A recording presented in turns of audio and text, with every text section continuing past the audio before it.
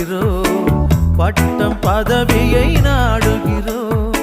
எதுவும் நிறைவு தருவதில்லை, எதிலும் மகிழ்ச்சி நிலைப்பதில்லை. முடிவில்லாதது ஒன்றேதான், அழிவில்லாத ஆன்மாதான். முடிவில்லாதது ஒன்றேதான், அழிவில்லாத ஆன்மாதான். உலகமெல்லாம் எனக்காதாயம் என வாழ்ந்தவர் மகிழ்ந்ததில்லை. ஆன்மாவே எனக்காதாயம் என வாழ்ந்தால் கவலை இல்லை.